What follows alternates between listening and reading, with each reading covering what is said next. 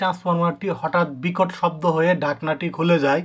তো খুলে যাওয়ার সাথে সাথে আমার যে লাইনগুলো বন্ধ হয়ে যায়। তো তখন তাৎক্ষণিক অভিযোগ কেন্দ্রে অভিযোগ দেই। তো অভিযোগ দেওয়ার সাথে সাথেই তারা চলে আসে, পল্লী বিদ্যুতের লোকেরা। তো এসে তারা দেখতে পায় যে আমার ট্রান্সফরমারটি কয়েল পুড়ে গেছে এবং ঢাকনা উঠে গেছে।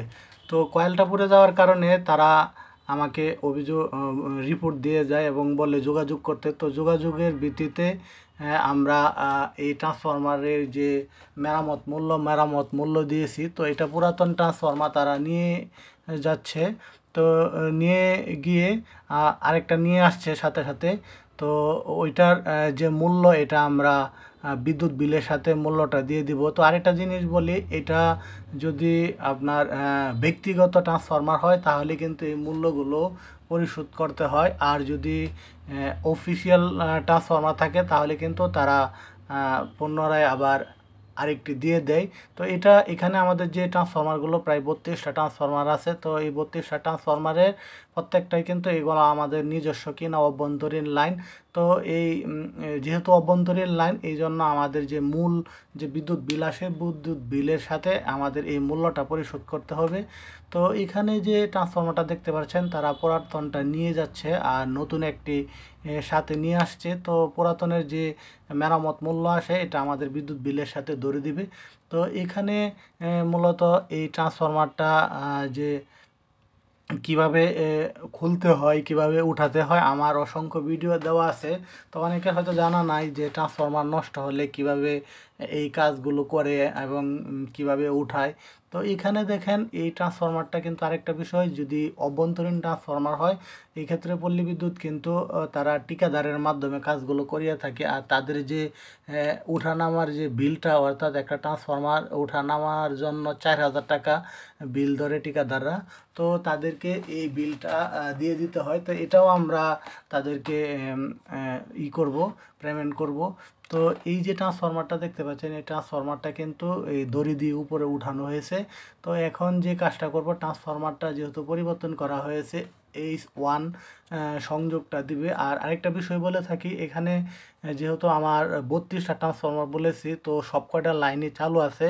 তারা শুধু ড্রপ আউট ফিউজটা নামিয়ে কিন্তু কাজটা করতেছে। আরেকটা বিষয় দেখেন, এই যে ড্রপ আউট ফিউজটা, আরেকটা ড্রপ আউট, যখন আমার ট্রান্সফরমারের যে উপরের অংশটা খুলে গেছে, তখন কিন্তু ফিউজ একদম ব্রাস্ট হয়ে কোথায় চলে গেছে খুঁজে পাইনি। তো এই ক্ষেত্রে আমরা আরেকটা ফিউজও নিয়ে আসলাম অন্যখান থেকে। তো এই ফিউজটাও কিন্তু এখানে সেটিং করা হবে। তো এখানে কিন্তু উপরে কিন্তু লাইন আছে। তো তারা খুবই দক্ষ এবং এই বিষয়ে যেহেতু কাজ করে, তারা ড্রপ আউট ফিউজ নামিয়ে কিন্তু দেখেন কাজগুলো করতেছে। তো এই কাজগুলো ড্রপ আউট ফিউজ নামিয়ে সাবধানতার সাথে কিন্তু করা লাগে। তো দেখেন, তারা এতই দক্ষ যে কাজগুলো কিন্তু চোখের পলকেই করে নিচ্ছে খুব সহজেই।